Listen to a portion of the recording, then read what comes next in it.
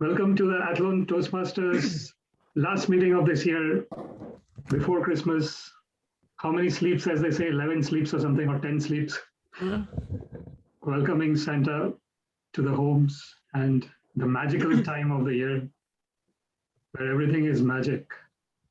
You have lights and decorations, and as it said in the agenda here, at Christmas, all roads lead home. So it doesn't matter if you are not able to go anywhere due to COVID or anything. Wherever we are, that's the home. We make the place home. So it doesn't really matter if we are not able to go home or visit our near and dear ones. So with that, I would like to hand over a virtual gavel to the Toastmaster of this evening, Sharon. Thank you very much, Sharon. Thank you so much, Samesh, and well done to everyone. We're really feeling festive for our Christmas meeting today. I'd like to start by introducing the roll holders. Sorry, pop-ups coming up on my screen now. This is not good. Okay, I'll just keep talking. To introduce our roll holders. And I'm going to start by asking Francis, who is our topics master today, to describe his role. Sorry, I've got you back now. To describe his role. And when I was talking to our role holders, I was asking a question this week as to what was the highlight of the year. And Francis' highlight of the year was getting back to his workplace in September. So that's lovely to hear that things were, some hope of getting back to normal. So Francis, can you introduce your role today, please? Hello, I'll be handing out topics during the evening, and they will go to various people, and I'll be trying to address them with a topic that suits them. The first speaker will speak for 2 minutes on that topic, and any add-ons after that, the person can speak for 1 minute. And I would like the maximum add-ons I prefer to be 2. So that basically is my role tonight. Thank you very much, Francis. And next, I would like to introduce our general evaluator this evening, who is Anna Howard. And Anna, it was very easy for her to pick her highlight of the year, as it was the birth of Anna's second baby. So huge congrats for that, Anna. What an amazing year. Would you like to introduce your role for us this evening, please? Of course, thank you very much, Madam Toastmaster. Hello, everyone. So my role as the general evaluator tonight is to evaluate everything that takes place throughout the meeting. During the meeting, I will take notes on everything that happens and everything that does not happen. I will then evaluate each participant on the meeting program, and I will look for examples of good preparation, of organization, delivery, your enthusiasm, observation, and the way you perform your duties. And then at the end, I will give you my report. Thank you, Madam Toastmaster. Thank you very much, Anna. And we're going to hand over to our grammarian this evening, Antoinette Gately, who is going to explain her role for us. When I asked Antoinette what her highlight of her year was, it was that Antoinette's daughter was getting through her Leaving Cert successfully and heading off to her choice in college. And I think as a mother, I can really understand the relief and the pride in that. So congratulations, Antoinette. And can you introduce your role for us this evening, please? Thank you. Thank you, Madam Toastmaster. So as grammarian for the meeting this evening, I'll be paying close attention to the members' use of language and examples of good language that's used throughout the meeting. I'll also be watching for the use of crutch words that we all tend to use at times, like as and ums, and hoping that we'll be keeping them to a minimum. I'll also be introducing a word of the day, and the idea is that the members use this word of the day whenever they can throughout the meeting. So for this evening, the word of the day is rankle, R-A-N-K-L-E, which means to cause anger or irritation. So, for example, you could say that the girls' rude behaviour rankled the party host. I'll put that up now in the words or in the notes in a minute. So I'll report back in at the end of the meeting on how it all goes. Thank you very much, Madam Toastmaster.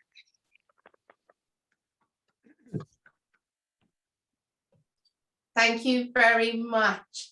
And our next role that we are going to introduce is the timer, who is Deirdre O'Monaco. I'm going to say I don't often use Deirdre's surname, so hopefully she can correct me. I'd say Deirdre was feeling very rankle when she got stung by a wasp earlier. But Deirdre, it's very difficult to pick her highlight of the year, but one that came to mind was that when she visited her daughter and her daughter's boyfriend in England in September. So thank you, Deirdre. Can you explain your role to us this evening, please? Thank you, Madam Toastmaster. Well, certainly being stung by a wasp rankled with me, and I hope it won't affect the rest of the night and cause more irritation and rankle anybody during the meeting. My role as timer's time, the prepared speeches, the table topic speeches, and the evaluations during the meeting. So when a speaker reaches the minimum time, I'll put on the green screen. I'll just give you an example of one of the screens here, just the green screen for the moment. When a speaker reaches the midpoint of their time range allowed, I will turn on the yellow light. And when they reach the end of their speaking time, I will turn on the red light. And then they have a further 30 seconds at that point to finish up whatever they're doing. So that's it, really. I am looking forward to everybody feeling rankled as I turn on the lights inappropriately. Madam Toastmaster. Thank you so much. Thanks very much. And welcome Monica into the room, and everybody's so welcome. It's so great to have a Christmas feel before the break and see you all for the last time this year, I believe. So that's great. So we're going to move ahead now, and I'm going to pass on to Francis, who is doing our table topics for this evening. Thank you, Francis. And can I just point out, if you're not speaking, just remember to hit the mute for your mics, because it just saves background noise. Thank you so much, everyone. Okay, right. Thanks very much, Sharon. My first topic, I understand, Siobhan, you've always said that you're a great dancer or you love dancing. This is something I've heard a few times in recent times. It's a saying, let's face the music and dance. So what do you think of when someone says that? That's for me, Francis, is it? Yeah, that's for you, Siobhan. Well, I think, yahoo, let's do it. Let's face the music and dance. I absolutely love that notion, that idea. I've been missing dancing so much, and I know that really I should dance more because it is something that I absolutely love. I don't feel like I'm exercising when I'm dancing. I enjoy it so much. I think I've mentioned before that I've never actually received any lessons in dancing, but I just go with the flow and I let it all come out from inside. One thing that we're doing at school at the moment since COVID, one thing we have to thank COVID for actually, is forcing us in a gentle way, or maybe not so gentle way, out of doors as much as possible.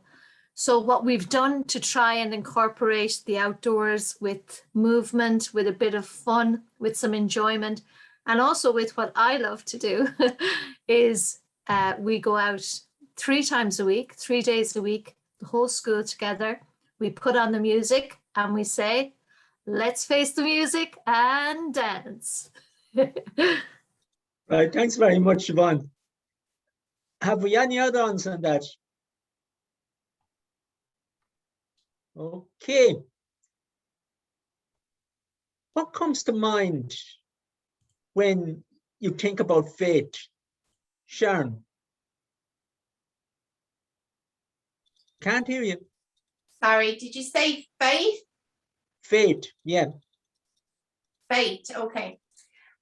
When I think about fate, I'm not completely sure where I stand, because there are pathways that come upon us, but I wonder how many of them are pathways that we've invited to ourselves, or how many are pathways that we make the most of.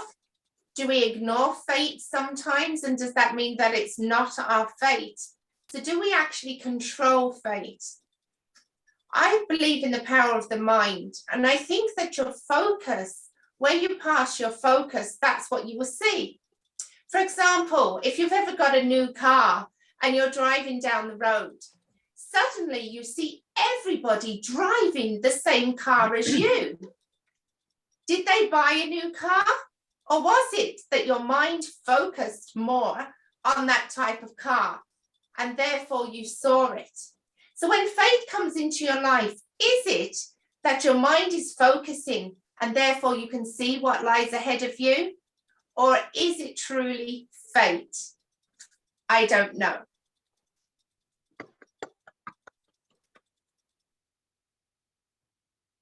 Any add-ons? God, we have a very active audience today. Okay, we're going to go into one Christmas topic. What do you think your Xmas tree would say to you if it could talk? Your Christmas tree. Sumash.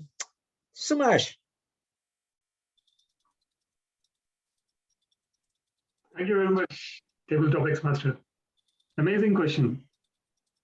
This really requires me to stretch my imagination. Albert Einstein said that logic can take you from point A to point B, and imagination takes you everywhere. And what a question.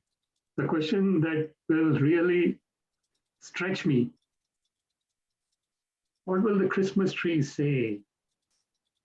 It will say, I am so slim and slender, because it is a slim and slender tree.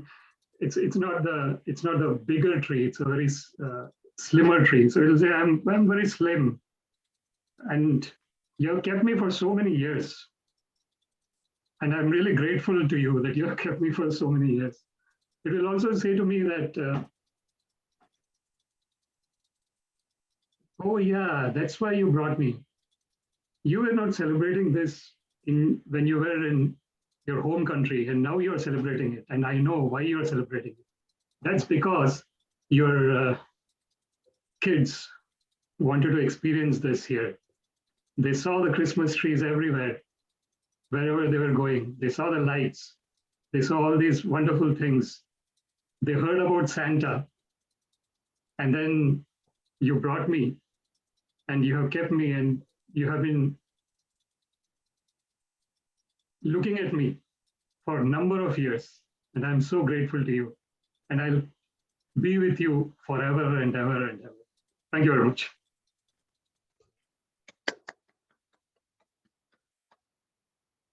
Any add-ons? Okay, we'll move into the next one. Francis? There were two hands Oh, raised. I'm sorry. Deirdre, is it? Or... Yeah, I must be one of the hands. Mr. Topics Master, well, the first thing the Christmas tree would say to me is it rankles at your approach to putting me up every single year. It rankles that you don't have me out for the maximum amount of time. It rankles very much that, for instance, this Christmas tree, you had me up for a full day without any decorations. And then you had the temerity to only put one star on the top, which fell over or partially fell over. So yes, I'm not very impressed with you. And yes, I'm fake. Give me some reality. Give me something, authenticity. I am so upset that I am going to just sulk here and blink at you for the rest of Christmas. Mr. Topics Master. There was someone else with a hand up, was there? Yes, Francis, myself. Oh, sorry, Sharon. Thank you. My Christmas tree would say, girl, we're getting old. The amount of layers of sellotape and duct tape around the box circling to keep us close together indicates just how many years we've come out and gone back into the cupboard together. It will say to me that your children are arguing at the moment about who is going to put the star on top of the tree. But one year, sometime in the future, maybe that job will be left to you and me. For they may go and have their own trees. And the ornaments that we put up together will just be memories. Thank you. Thank you. Thank you. Okay. Would you prefer a white Christmas or Christmas in warm weather resort? Anna, Thanks very much, Mr. Topics Master. you need to turn up. Sorry, can you hear me? Barely. Oh, interesting. 2 seconds there.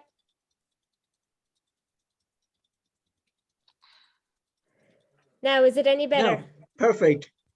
Super, sorry about that. I've been struggling with these headphones for the last 25 minutes ever since the meeting started. Thank you very much, Mr. Topics Master. To answer your question, White Christmas, I am for White Christmas all the way because that's what I'm used to. At home, we would have always had snow for Christmas and it would have always been white and it was beautiful, like a real winter wonderland. And I do have, I can actually say that I prefer it because I've also spent a few Christmases in warm weather and it was just different. It didn't feel the same, even though we brought a Christmas tree and we set it up in the hotel room, etc. It just didn't feel like real Christmas because there was no snow and it was so warm outside. But in saying that, I think it's different for everyone because whatever we are used to, that's what you're probably going to prefer at the end of the day. Thank you very much, Mr. Topics Master.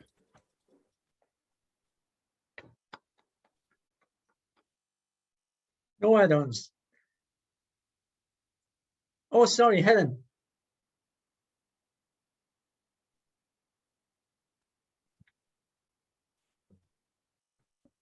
You need to turn up the volume, Helen. Yes, I'm okay now. Okay. Can you hear me? I can, yeah. I'm dreaming of a white Christmas because my sleigh will run better on the snow. And my camera will take better pictures. And I will be happy to have them for the club. So, Mr. Topics Master, let it snow, let it snow, let it snow.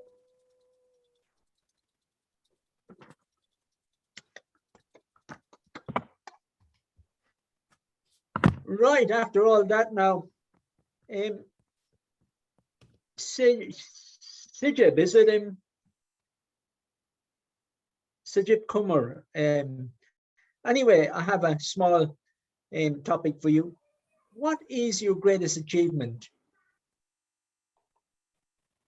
Sejib, is it? I'm sorry. Yeah, I'm hearing, yeah. So I can say I have one or two greatest achievement. So I belongs to a very middle class family, and like my father was not so well earned person. So when I graduated from my college university, later on I wish to I wish to go for higher studies, but I didn't go because I had to support my younger brother. So I started a job at the time, and whatever I earned for 3-4 years, I spent entire my money, entire my income to educate my younger brother.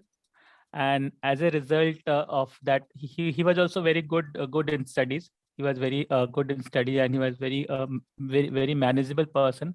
So as a result of that, he got into a very in India in a very government sector job, and he's very well established, well established, and he's in a very renowned government organization working there. So this I thought is my biggest achievement I did for my brother. Yeah, thank you. Thank you. Yeah. No add-ons. Okay. What is the best backhanded compliment you've heard that you can think on the spot? Antoinette. Thank you, Mr. Topic or Table Topics Master. The best backhanded compliment. Right, that's not an easy one now. I suppose maybe when you'd have done maybe a good job, or you felt you'd done a good job at something, and then you get a but that will say, well done, you've cleared all that. We'll say it was a tray of work or whatever that had to be done, or work at an office, and then someone comes in and says, that's brilliant, that's great, all that's cleared, but did you miss that pile over there, or did you see that other box over there? So, well, it started off, yes, that's great. It sort of really wasn't as good maybe as you thought. So I suppose maybe it's something that you'd have to watch, or we'd all have to watch, because I would find myself maybe the same with the children. You'd go in and you'd maybe have wanted them to tidy a room, or bring down the washing, or whatever you might want them to do, empty a dishwasher or fill the dishwasher.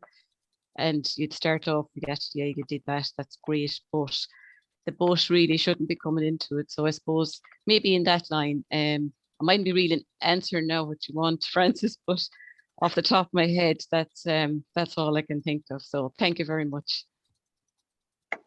Okay, thank you. Monica, what is your favorite Christmas song?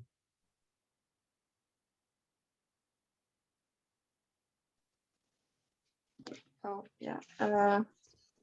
Good night, Mr. Table Topic Master.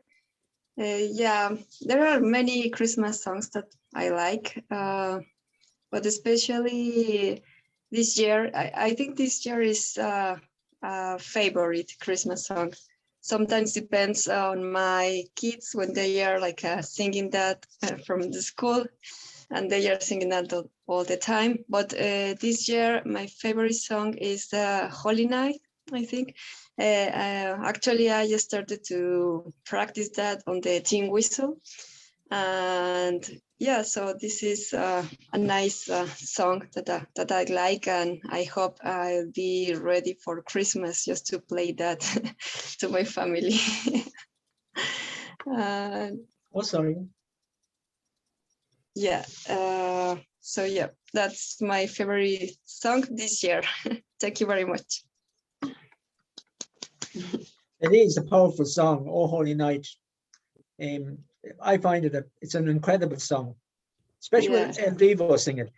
Anyway, have we any add-ons? No add-ons. Now,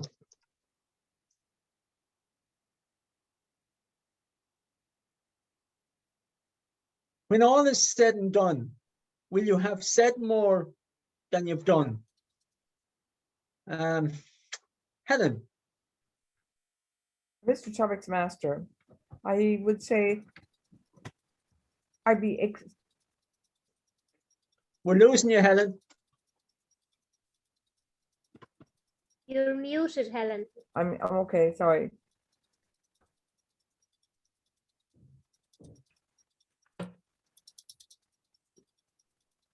You're on mute again, Helen.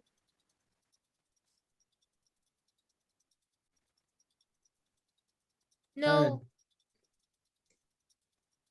Maybe Santa is pressing on the mouse. Yeah, I think Santa's doing a bit of damage there, all right. Okay, you're back again, Helen. There you are, yeah. I'm okay. Mr. Starting the clock Master, again. okay. I have to say that your sentence always wrangles me. And it's because of the fact that you were for constantly doing, you're constantly planning, you're constantly making the next move, you're constantly thinking about everything that's going on, we're constantly thinking about Christmas. We just had a wedding and we were wrangled by the wedding. And so our whole mind was into the wedding. And now that that's over, now it's into Christmas. And sometimes, even for Christmas, you have to say, what have I not done? What have I not achieved? What have I not bought? What have I not, am I ready? And I have to say, all of the time, we're wondering, are we ready? Can we take it? Even to the point, and I have a friend who's 94 at the moment, and she's dying. The doctors told her she was going to die 3 weeks ago. She didn't die yet. And she's holding on desperately to life. And her thing is, she doesn't, one of your questions was fate. And she was saying that she's afraid to go. She's afraid to leave the life that she's living.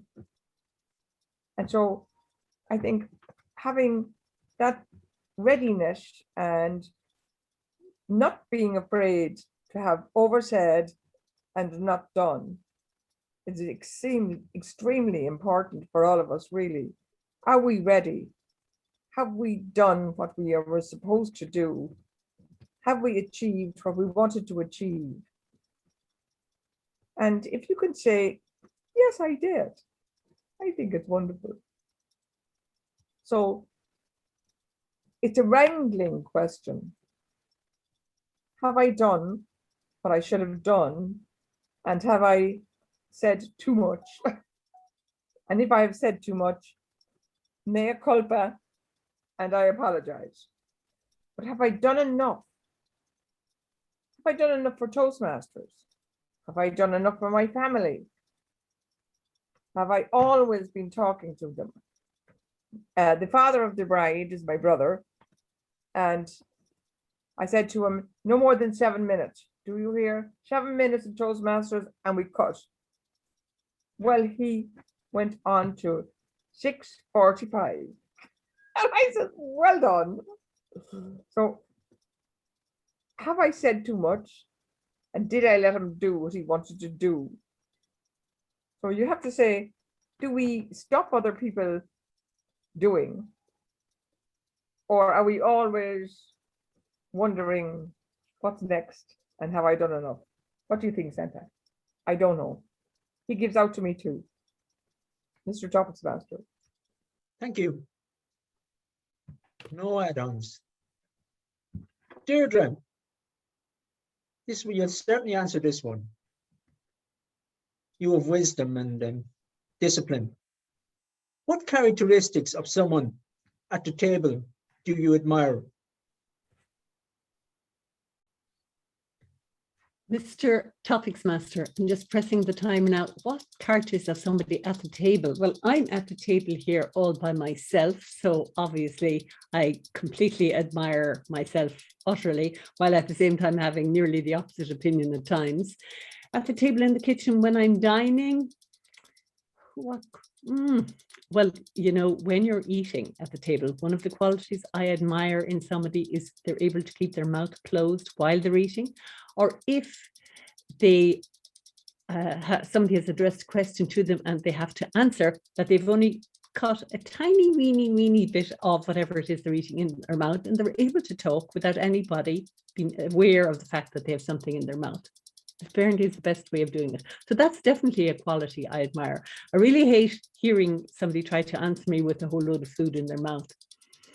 So at the table, you know, it really depends on where you mean. I mean, at this time of the year, you could be talking about the Last Supper. Well, possibly not this time of the year, but, you know, you could, I suppose you can talk about it any time of the year. Or you could be talking about a Toastmasters meeting. And then, you know, you'd be admiring their organizational skills.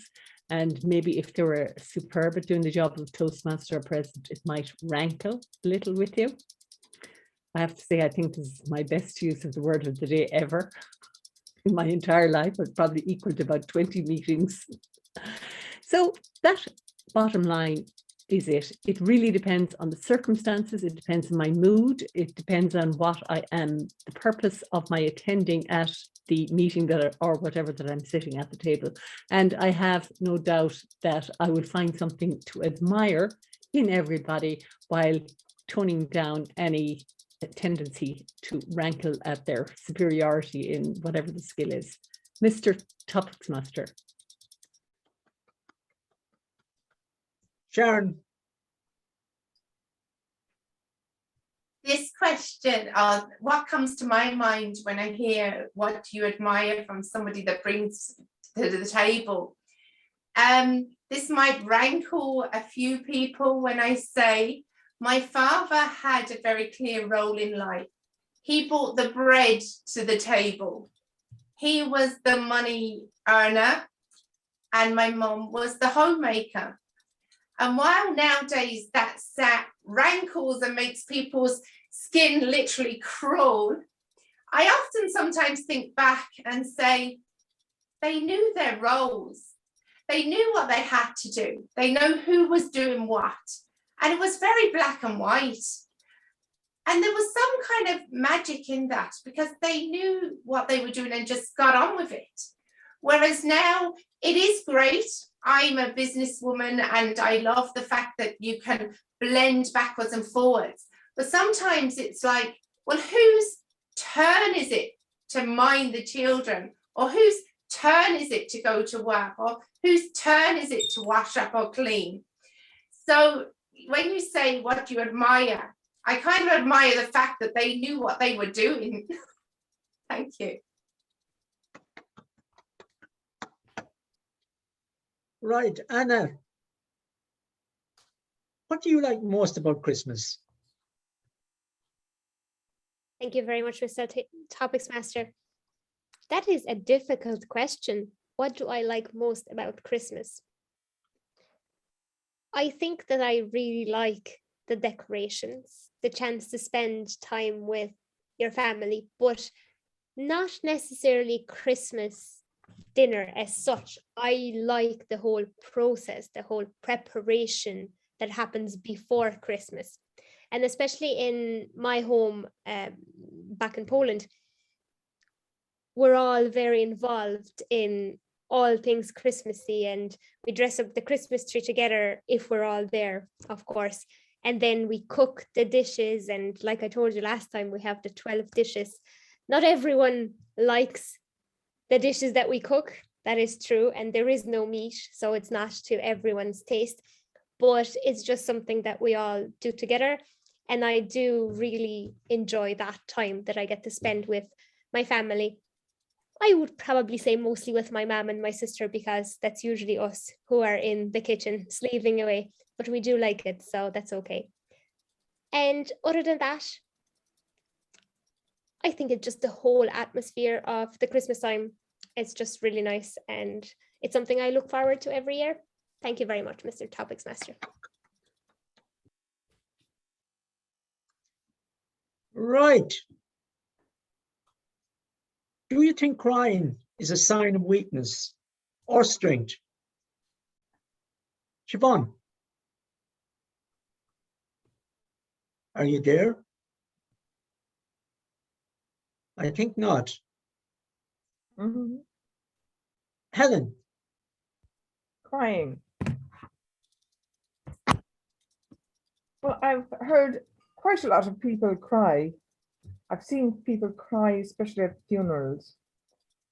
There was no lack of strength in it. There was something very emotive in it. I know recently something happened in where two people turned up in the same outfit, and all we could do was cry laughing. So crying is no shame. It's something that moves us. It's something that says we're real, that we feel, that we know, that we understand, that we are with you.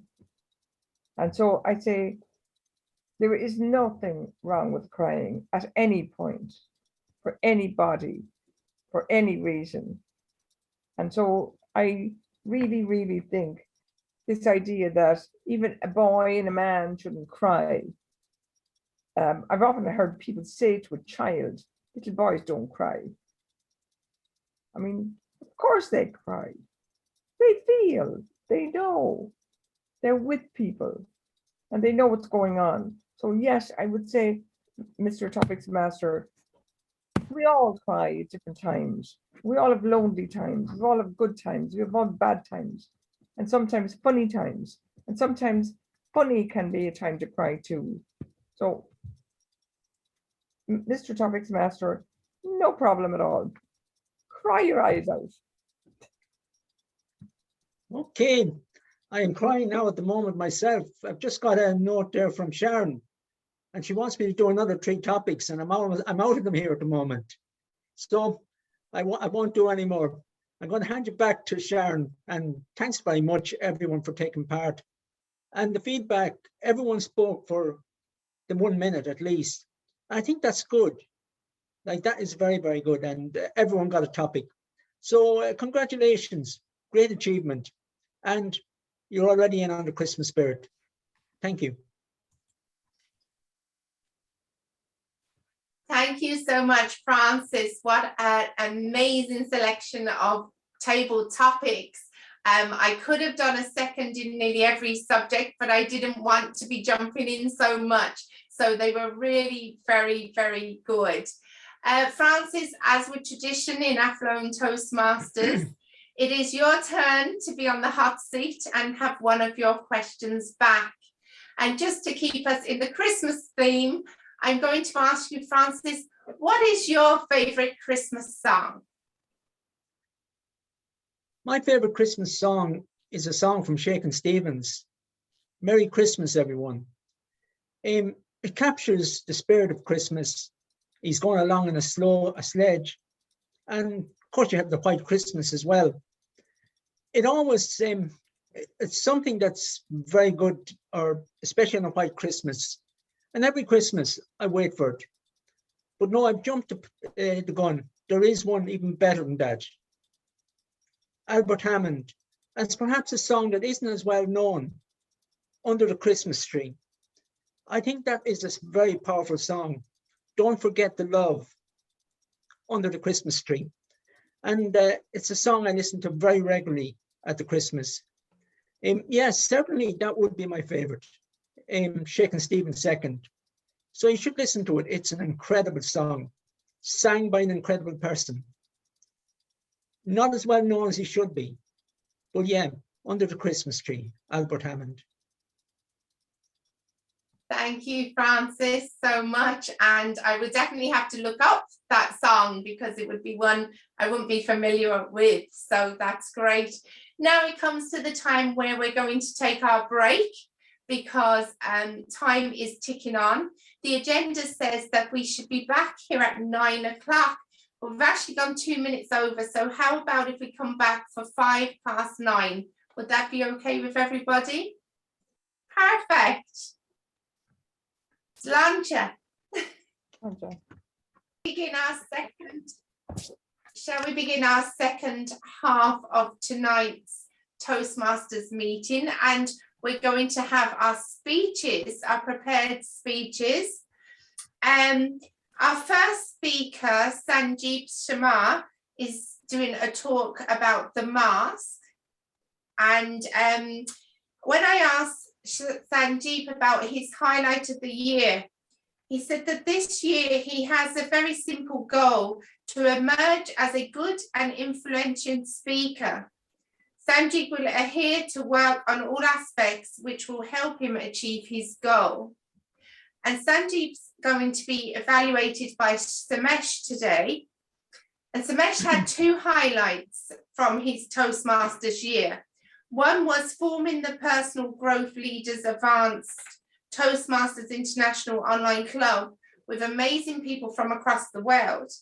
And his second was getting the second Distinguished Toastmasters Award, this time in the Pathways curriculum. So congratulations to Samesh for that. And we wish you the best, Sandeep, with your goals going into the future. So we're going to invite Samesh to please introduce Sanjeev and his speech. Thank you. Thank you very much, Madam Toastmaster. Sanjeev is actually doing the revamped Pathways. Pathways was revamped on October 27th, and level 1 in Pathways changed a little bit. The research and presentation that used to be there in level 1 has moved to level 3 as an elective.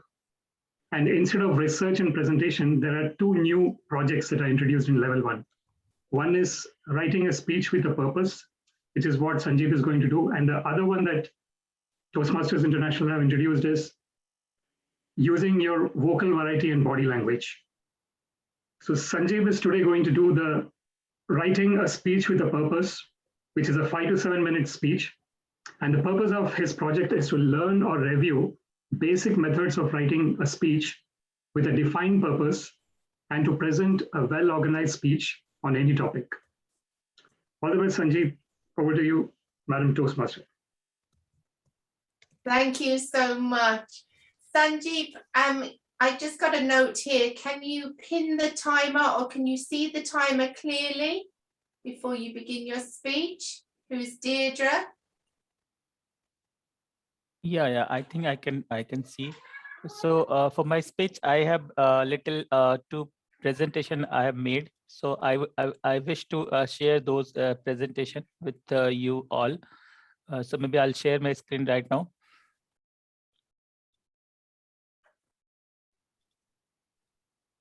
Can you see my screen? Is my screen visible? Yes.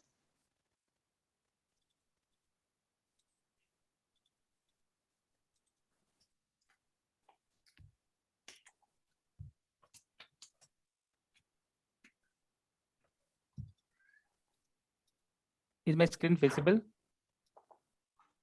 It was. It is. You stop the sharing now, I think.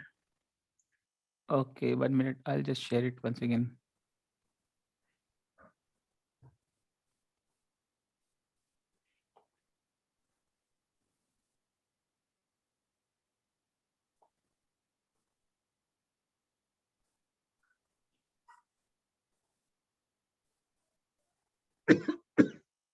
Oh, sorry, I think I'm sharing something different. 1 minute. I think I've closed that. 1 minute. Sorry. Okay, 1 minute.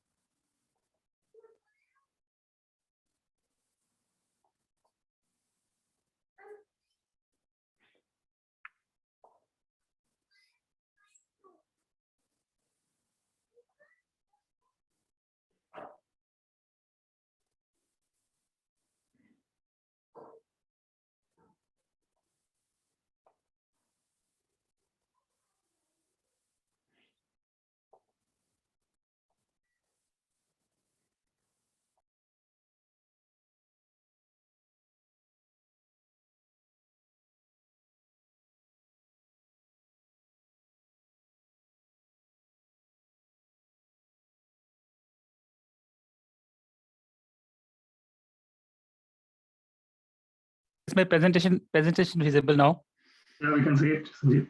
So can you see my presentation or anything else also you can see? Only the presentation. Okay. So just to start with my presentation. So good evening, fellow Toastmaster. I'm here with all to deliver my second speech, which is a Label 1 Presentation Mastery, Project 2, and the title is Writing Speech with a Purpose. So firstly, thank you everyone for giving me this opportunity to present in front of you. My speech, I've chosen a very, it's a very, I think, very common topic. I mean, and at the same time, I can say it's a rare also. Okay, so my speech title is Mask, the mask, and otherwise we call a face mask, and it doesn't requires any introduction. Today, this speech, in this speech, I'll focus entirely on its evolution, history, how it evolved, and some of the interesting facts about the mask. And I hope the topic will be interactive for you people. Okay, so we all know with the rise of coronavirus, we are getting used to the face mask being a part of our day-to-day today attire, and that way I took the opportunity to be in depth in this protective garment. So how it started? So I just did some search on the internet, what was the background and how all this started. I mean, the mask thing started. So it all started in the 1st century AD, no less, where the Roman writer Pinley the Elder, how he described that it's sort of a face mask from the animal bladders. That was considered as a first mask, animal bladder, to protect themselves from the toxic mines. So whoever were working in mines, they were using this animal bladder face masks made from animal bladder to protect themselves. Century later, some century later, that Renaissance and the wise Leonardo da Vinci, what he recommended to cover the mouths, nose with the wet garments, and that will help to avoid the contagious infections. The first face masks that still converse today, as of date now, were made by the 16th century, when the Black Death was hitting the Europe, causing the millions of deaths. And it was curious. The shape was like a beak. So I think you can see this in my. I just took some of the photograph, so from the internet, and how it was look like. It was look like this this particular shape. Okay, so it was looking like this. It was like a beak shape. So this was what it looked like. So doctors were wearing at the time during the 16th century this particular particular mask doctor were wearing, and then they were more conscious about their to prevent themselves, and they were using some kind of fragrance kind of things to get the better smell in that beak, that filled with some kind of fragrance in that. And also they were using some kind of stick in hand in order to keep the infected person out, or anybody cannot touch them or trouble them. And they were using the lenses in the glass. So you can see in the picture, it's like fully protected. So no place in the body was naked. It was fully covered mask. So in 19th century, during the 19th century, what happened, that study of germs allowed the doctors to better understanding of the infections spread. And around the 1980, the use of face mask already norms in the operating rooms. So for the operation, whoever will perform the operation or surgery, they were using this mask. And it was during the time when the epidemic, the Chinese plague, started in Munjak, and in the northeast country of and during that time the mortality rate was 100%, almost 100%. So a lot of people in Manchuria were dead because of this Chinese plague. And the biggest fear of this epidemic as it could reach the Beijing and Europe as well. So it believed that the disease was transmitted through the bites of the infected fleas, and until the young. So there was one doctor, Yu Lian T, convinced his colleagues it also transmitted through the air, and then the medical staff started wearing that kind of mask. So at the time, the mask was made from the bandage, and that you can see here. So they were using the bandage to protect themselves, and this helped them to protect a lot hold this fabric. So whoever were transporting the bodies or moving bodies from one place to another place, they were using this kind of mask. Afterwards, the Yu Lian thought to harness the system with the fabric, and the person face allowed the freedom of movement, and demand for this product was enormous. So after that, it was very famous. His invention was very famous, and it was used by medical staff and as well as by the normal public as well. The use of face masks in the West would explode year later with the outbreak of Spanish flu, and many masks were homemade with the glue and adhesive other materials. Over the face masks, it becomes a symbol of the protest. In such, you can see in the diagram the Hong Kong protest where they used this mask, and it also commonly used for protecting against the pollution and contaminated city, which are very highly polluted city. So it is clear that the face mask. So it is clear that the face mask is very important part of our day-to-day life, at least for some time. But still, it is unfortunate that many people don't realize how important mask has been throughout this pandemic and other in the past. So you can choose your mask. You can choose your mask you like the most, but please remember it will it will not only protect you, but also it will protect others as well. So these are some of the modern masks what we are using nowadays. And then like we can choose as per our requirement. The mask is available in different variant, different type. Some of the funny masks I would like to share here. So that's all about my speech. Thank you very much for listening to me. Thank you very much. Over to you.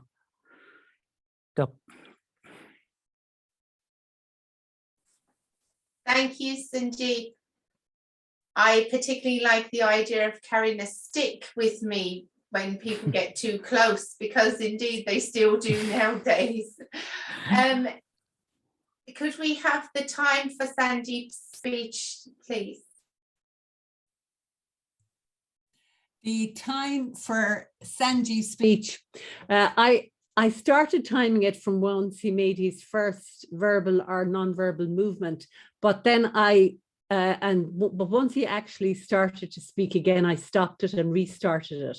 So in a speech competition, from the very minute you make a verbal or a non-verbal movement, the time would start then. And so effectively, it was set up time for Sanjeev. So I started it again once he actually started his speech, and it came up at 8:46. Thank you, speech timer.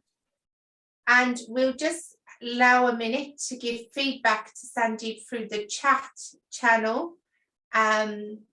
If you could take a moment just to give some feedback. Thank you. Sorry, I was dropped for some time. Yeah, sorry. Welcome back.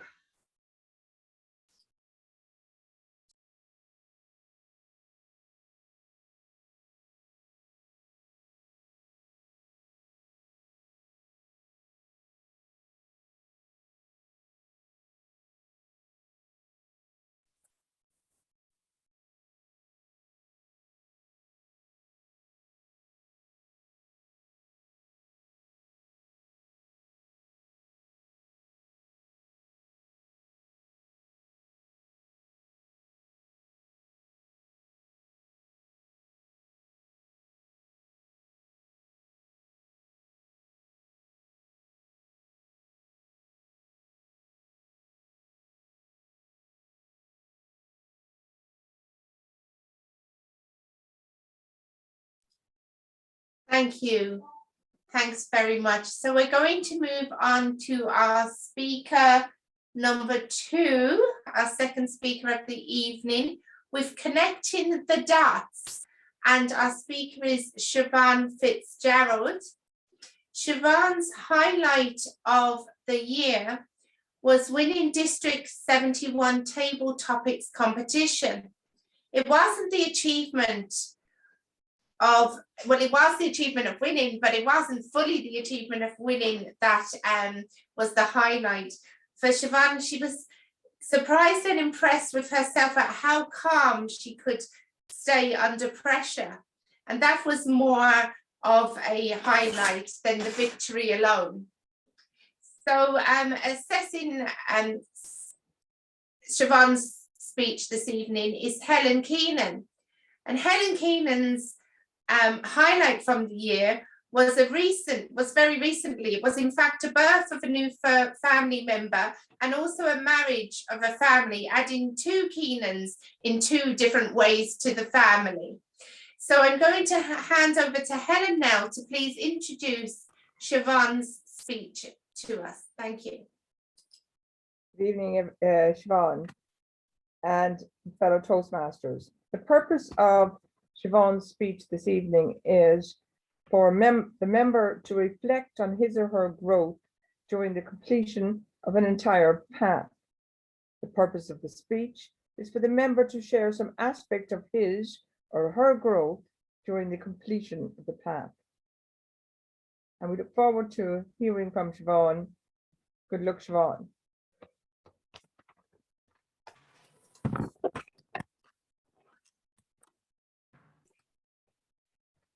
So I'm going to share my screen before I start, if that's okay.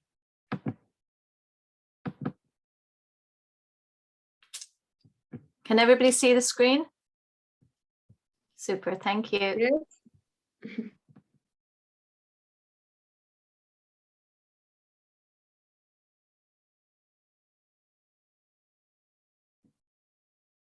The only time we should look back is to see how far we've come. Steve Jobs says, we can't connect the dots looking forwards. We can only connect them looking back. Fellow Toastmasters, welcome guests.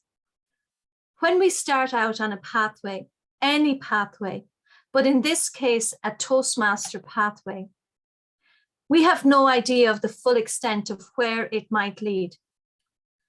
This was certainly the case when I took the first step on the motivational strategies pathway almost 2 years ago, when I delivered my icebreaker in person. Imagine that, in person, in Athlone Toastmasters in the Prince of Wales Hotel on February 12th, 2019. My icebreaker was entitled Ikigai, a Japanese concept which means life purpose. I've been reading a book on this concept, and this icebreaker gave me the perfect opportunity to share what I was learning. This opportunity really deepened my own understanding of the concept. I delivered my second speech of level 1 at a Mullingar Toastmasters meeting, again in person, and applied the feedback I got from that to a speech I had been brewing for a while, a speech that later went on to reach the District 71 finals, a speech called Meaning in the Mundane. Competing in speech contests was a whole other ballgame. Competing on them online was definitely something new and something new to master. And I have to say, another really wonderful, enriching experience.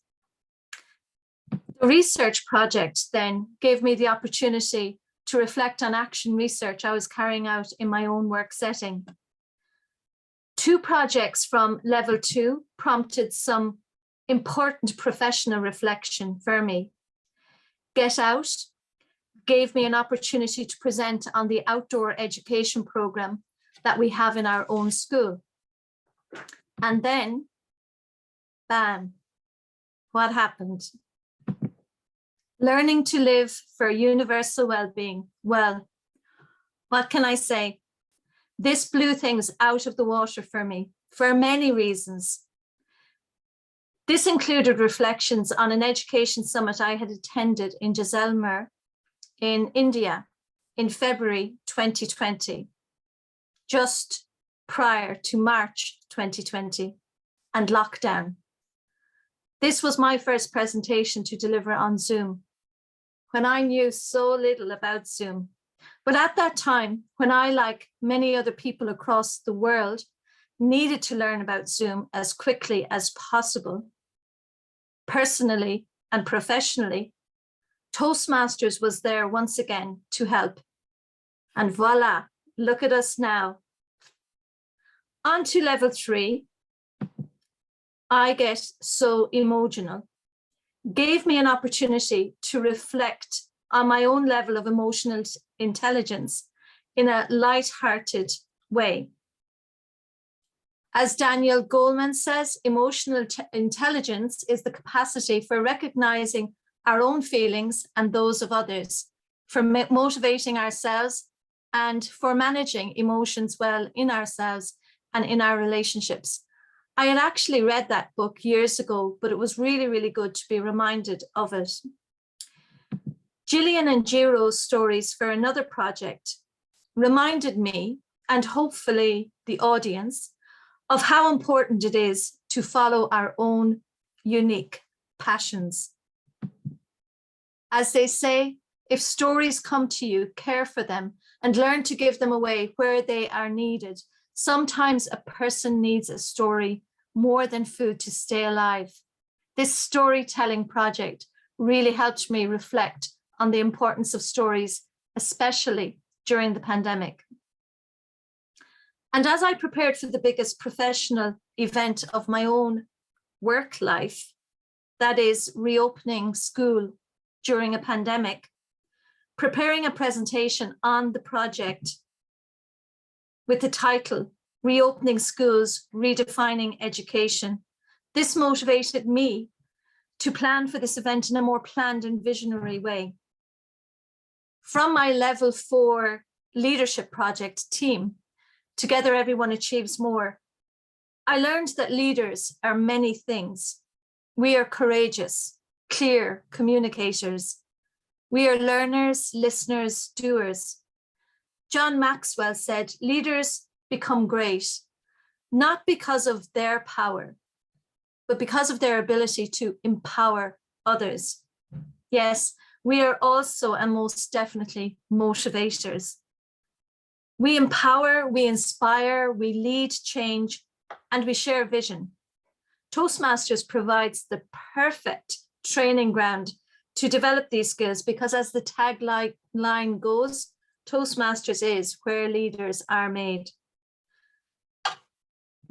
The creating of a podcast project of level 4 really captured my imagination. Following some additional training that I engaged in myself outside of Toastmasters, I nervously created my first episode of the Let's Stand podcast in February 2021. And yesterday I proudly published episode 30. Level 5 then afforded me the opportunity to engage in another first, to plan and facilitate a panel discussion. I carried out this in May 2021 in collaboration with the principal of another Changemaker school. The topic of our panel discussion was enabling and empowering pathways through education and beyond for Irish travellers. As part of level 5, I also helped to organise a speech contest and worked with our club president, Samesh, on the speechcraft sessions. So wow, looking around the landscape here, so many new experiences and so much new life and learning. What I noticed throughout the path as I look back and connect the dots is how integrated Toastmasters has been with my life and my work. It's provided a powerful and unique opportunity to reflect, philosophize, and visualize possibilities personally and professionally. The feedback and support I've received along the way as I progressed through the path from fellow Toastmasters here in Athlone Toastmasters and in other clubs has really enriched the journey, adding to the learning and the progress. So what have I achieved? Well, many things really, and I hope you see that from my journey. I reached the district final twice since I began the Motivational Strategies path in the International Speech Contest, twice in the International Speech Contest, once in the Evaluation Speech Contest, and once in the Table Topics Contest. And as Sharon mentioned earlier, I really surprised myself in how I managed to remain calm to win that particular competition, because honestly, when I joined Toastmasters over 17 years ago, table topics scared the life out of me. And I have to say, I still don't love them that much, but I've got better at it as time's gone on. And what have I learned along the way? Well, I've learned many things. What I've really, really learned is that what you say is really important. What you say to yourself and what you say to others. Every single word counts. What I've gained has no doubt led to positive changes in my confidence, my public speaking ability, offline and online, my leadership skills, and my life in general. I think of people outside of Toastmasters think I possess some kind of magic, or maybe it's madness, because they don't know what's happening when they witness my eagerness to speak in public. They don't know the hours of preparation, practice, and feedback that have gone on in the background, the twists and the turns of the path, the road that I've traveled, perhaps the road less traveled. So what advice would I have for a new Toastmasters member? I've said it before and I say it again, Toastmasters is the best education program I've ever come across. It's an active education program. And I'm a teacher, so I know a little bit about education. It's helped me to grow not only into a speaker, a speechwriter, but also a listener, a better communicator, an active participant, a philosopher, and a lover of life. I continue to broaden my social network through Toastmasters, making lots more friends and being inspired by lots more Toastmasters within and beyond our club.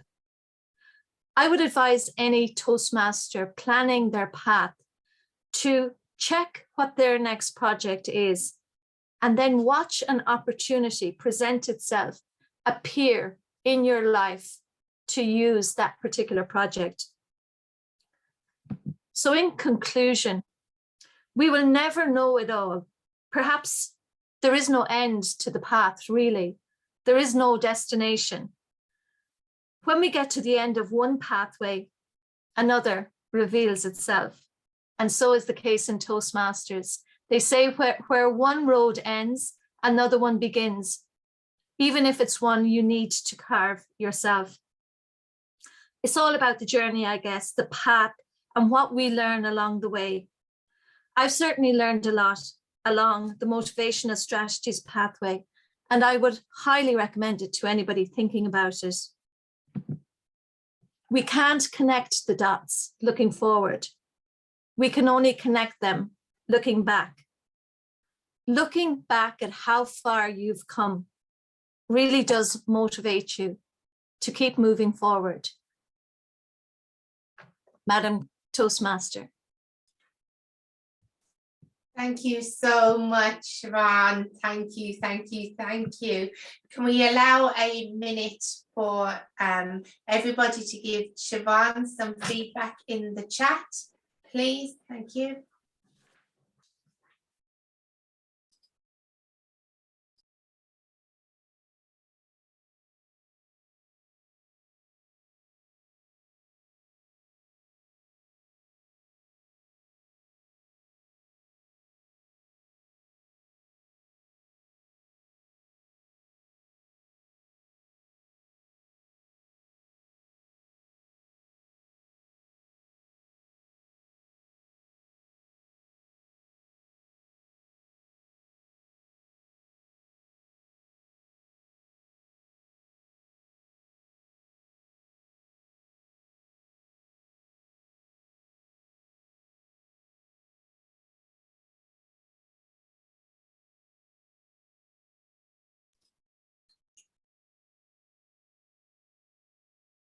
And sorry, could we have the time for Siobhan's speech, please?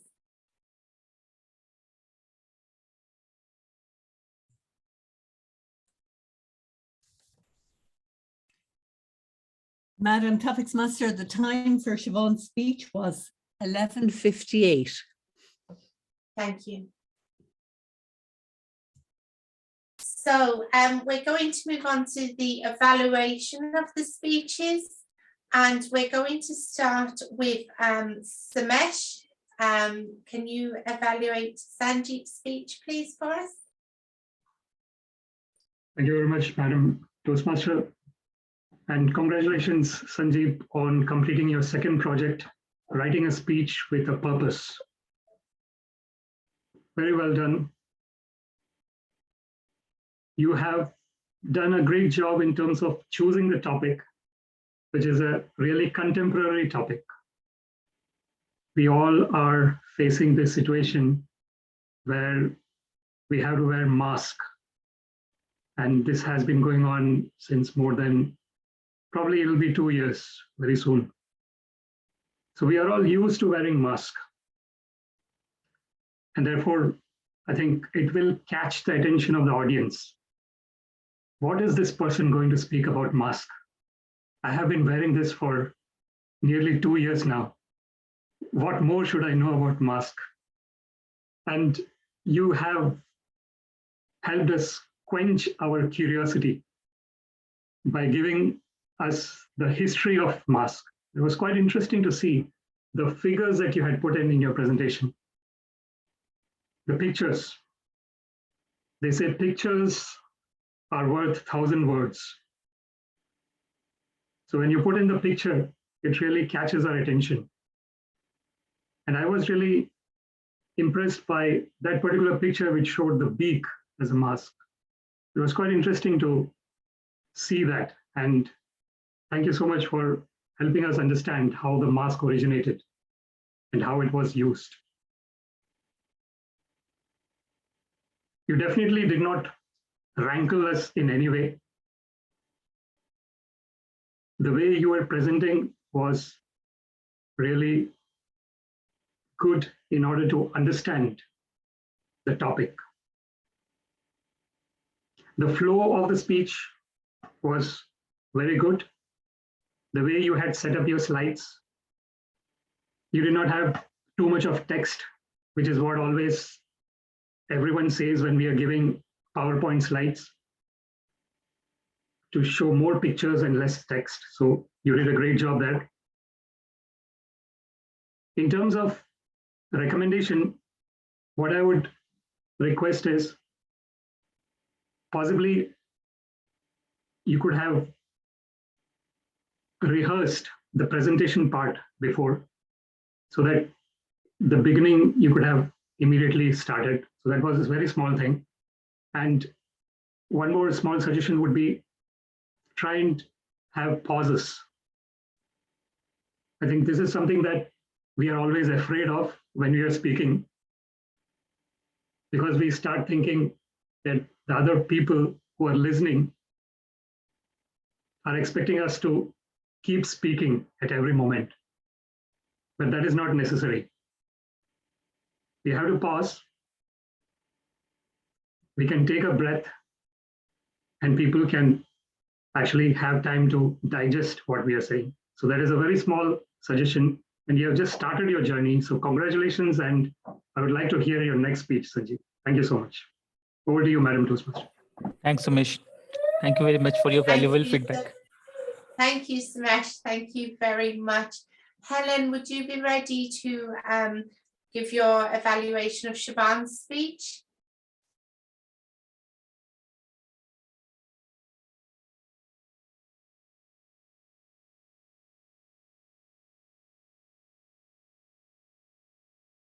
Don't be wrangled by that mute button, Helen.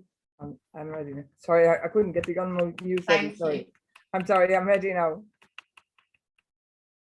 Fellow Toastmasters, and especially Siobhan, what a superb presentation you gave us, Siobhan. I absolutely loved your diagrams. They were superb. I loved the way it was empty when you started, and you slowly gave us all the information, and you slowly put in each fact that you wanted us to hear. Extremely well done, Siobhan. Each project was so well explained, so clearly, and perfectly developmentally, from speech to learning, and how Toastmasters has empowered you and your work. And I think that's part of what the project was asking us. I loved some of your quotes, they were fantastic. Leaders become great, not for their power, but for empowering others. Isn't that well worth putting on Facebook and letting everybody hear it? All leaders that are out there. From school to Toastmasters to your life personally, the feedback you got from Toastmasters and from other clubs, and how you valued all that other people told you, and you took it on board. So I think that's very important for the rest of us to listen to hear what other people are hearing when they hear you. Your accomplishments, Siobhan, the district final twice, you did the evaluation contest twice, once, and table topics once in the district. Wow. And you were not afraid to admit how table topics scared you, and it scared the life out of you. So what you say to yourself and to others matters. So we all heard your internal chatter and your external chatter, and both mattered. Reflecting then on how much you've learned and gained, and how the road has lots of twists and turns, and how people thought that you had some special magic because you were speaking so much in public. But I loved the next line you gave us. It didn't happen like magic. It was hours and hours of presentation put into that, and how much you worked at it. So everybody has to know this doesn't happen automatically. Well done, Siobhan, for that. We all need to hear it. I loved all your pieces there about your love of life and how you look at life and how we all should look at life in the same way. There was so much learning for us in it. Well done to you. One road ends and the other one opened up. I mean, some of the quotes were just super. It asked me to give you something to challenge yourself. Siobhan, you do it all the time yourself. So I have to say, the challenge is within you, and it's growing and growing and growing, and may it never stop. Well done, Siobhan. Thank you so much. And Deirdre, if I could ask for the times for the evaluations, please.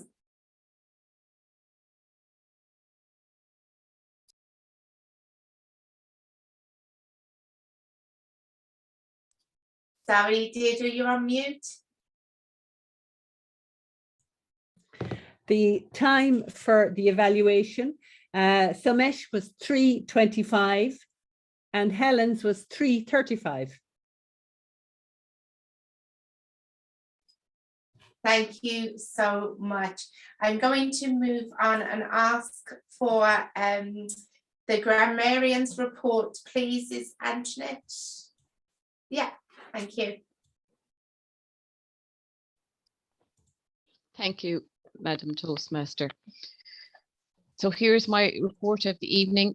The word of the day was used numerous times. I have no idea how many times it was used.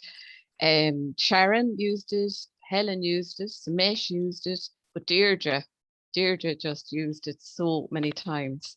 Deirdre, if I was given a prize, you would get the prize.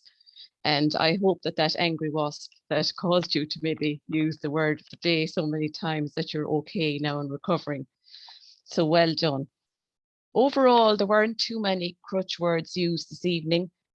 Some of the ahs and oohs and the wells and you knows, and I suppose it just reminds us, there I used, I suppose, it reminds us all just to watch for these words that we tend to use, not even maybe realizing that we're using them, and maybe we're using them to fill a space. And like somebody had said earlier, if we just maybe pause for a moment and not choose a word to fill the space. We had some nice phrases and interesting words. We had let's face the music, and imagination takes you everywhere, which is lovely to hear. This time of the year, we had some nice Christmas phrases. We heard about let it snow, let it snow, let it snow. Some of our Christmas songs, Holy Night, White Christmas. So we were really getting into the Christmas mood. We also had some thought-provoking phrases, such as, are we ready? And have we done what we're supposed to do? And cry your eyes out. Other phrases, then the only time we should look back is to see how far we've come and the road less traveled. So I know they were covered in some of the evaluations, but we did have some very interesting phrases this evening. So that's all from my report. And I don't think there was anything said tonight at the meeting to rankle any of the members. It was all very pleasant. So thank you very much.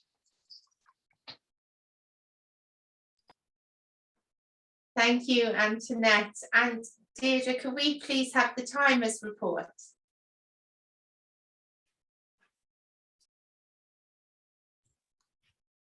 Thank you, Madam Toastmaster. Well, I gave you the individual times for the two speeches, 8:46 and 11:58, and I gave you the evaluation times. But during the which were pretty good, 3:25 and 3:35. 3:30 after 3:30 one would be disqualified if you're in a competition. In the table topics, most of the table topics came in on time. There was one 2-minute one that went to 3:15, but they generally were 1 minute 20, 1 minute 30. The add-ons were generally as well under 1 minute, except one that went slightly over. So overall, you did incredibly marvelous. Well done. Thank you so much. And now for our general evaluator of the evening, if we could have Anna's report, please. Thank you. Thank you very much, Madam Toastmaster. And well done, everyone, on a lovely meeting. It was a little late starting, but it was an insignificant 3 minutes. So well done on that, Madam Toastmaster. I really enjoyed how everyone put on their lovely Christmas costumes. It really put me in the Christmas spirit from the start. To begin with, our president's lovely introduction to the meeting brought us into this spirit, and he also commented upon the quote that I've put up in the agenda and really nicely elaborated on it. Well done on that, Samesh. The Toastmaster then introduced our role holders by giving us an insight into the highlight of each of our lives, which was a really nice way to start the meeting, Sharon. It was a great idea to include that. All roles were presented succinctly, giving no one a reason to be rankled. The Toastmaster swiftly moved on to the topics and reminded us to keep our mics off, which was lovely. And I think we all still need to be aware of that every now and then and reminded about it. Topics were filled with many jokes and they were extremely enjoyable. Well done to everyone who participated. The topics master made sure that we all got to answer at least one question, which gave everyone a chance to speak, and that is always lovely to see. Francis finished the topics session smack bang on time, and then he passed on his thanks to all the participants. It was a lovely gesture, Francis. I really enjoyed that. The break was only 2 minutes late, which was also very impressive. Well done, everyone. We kept to the time. Now, we started back only 3 minutes late, which was, again, fabulous timing. Thanks to the Toastmaster and everyone for keeping on top of things. We then listened to 2 great speeches. Our first evaluator, Samesh, introduced Sanjeev and the purpose of his speech. And Samesh also explained the revamped pathways to us. which was, I think, very useful, as not everyone probably would know what the difference and what the change has been. So Somesh's introduction was brief and it was effective, and it gave us an idea of what to expect from our speaker. So thank you very much for that, Somesh. Then our second evaluator, Helen, she briefly introduced the purpose of Siobhan's speech, and she swiftly invited our second speaker to the virtual stage. Now, for the evaluations themselves, Somesh, he began by congratulating the speaker, started with a positive note, and it complimented Sanjeeb's choice of topic. He then proceeded to comment on the content of the speech and the presentation itself. I counted multiple positives, Somesh, and the word of the day was there as well. You gave one recommendation in relation to speech timing and one in relation to pausing. I think these are very valid and we can all benefit from them, not just Sanjeeb. Somesh also ended on a positive note then, and you were well within the time limit at 3:25.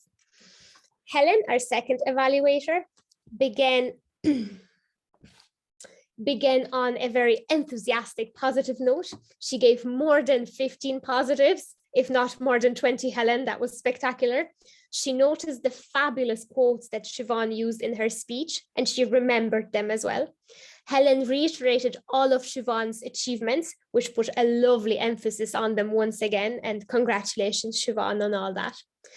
Helen's challenge really summed up Siobhan's reflection. I thought it was so beautiful, Helen, absolutely fabulous. So well done on that. Your timing was just a little bit off, so I'm sure next time you'll pay a little bit more attention to that, I suppose. Our grammarian's report was clear. It was informative. We found out that the word of the day was used multiple times. Antoinette also urged us to pay attention to crutch words and called upon Somesh's words about taking a pause and thinking of what we're saying for a second before we actually say it.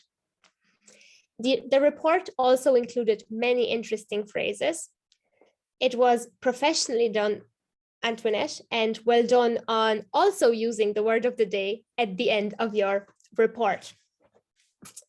For our timers report, Deirdre did fabulously throughout the entire meeting. There were a few challenges in terms of timing and you kept on top of them, so that was very impressive. Deirdre's report was detailed and it was delivered succinctly. It was very good. As far as timers reports go, you did perfectly, Deirdre. Thank you very much for that. All in all, every participant was engaged in the meeting throughout, I thought. Everyone vigorously applauded all speeches and performances, and everyone had a really good time. That concludes the general evaluation segment, and I would like to welcome back our Toastmaster of the day, Sharon. Thank you so much, Anna. And thanks everyone for, this has been my first meeting where I have been Toastmaster. So yeah, answers on the postcard are more than welcome. Just before I hand back to our president, I would just like to say, if we could stick around afterwards, just for a quick snap for our Facebook page, for our social media, that would be amazing to show everyone the fun that they have missed this evening. So if you could do that, that would be great. And without further ado, I will not delay anymore. I will hand you back to our president, Somesh Kumar. Thank you very much, Sharon, Madam Toastmaster. It never felt that you were doing the Toastmasters role for the first time. It felt as if you have done it thousands and thousands of times. So thank you so much for taking the role and in telling us how it can be done. And we are really grateful that we have members like all our members. I think we are all really very professional, really coming with energy, enthusiasm, engaging fully in the meetings. This is what we want. I know our numbers are 10 only today, and our total club membership is 14. And that's something that I think Sharon is again helping in terms of more publicity in the Facebook. And that's something that we should probably work in terms of the new year as well. I think we were discussing possibly the first meeting in the new year could be, let me check, the first is 11th of January. That would be our first meeting. So why not we, because people do this New Year resolutions. And I think that's what we were thinking, that why not target people's New Year resolutions and help them to improve their communication and leadership skills by having an open meeting on 11th of January. We can do some kind of advertising around that and ask people to, if your New Year resolution is to develop communication and leadership skills, why not come to Toastmasters, Athlone Toastmasters meeting, and see how you can develop your communication and leadership skills. So let's do that. If everyone is okay, can I have thumbs up or whatever, if you can, if you're in for it, 11th of January. And what we'll do is we will bring a friend, we'll advertise, and let's see how many guests come, and hopefully they will join us in our journey of communication and leadership development and have some fun together. So thank you so much. It's been a great pleasure, as always, being in company of such wonderful talent here. Thank you so much, and have a great night.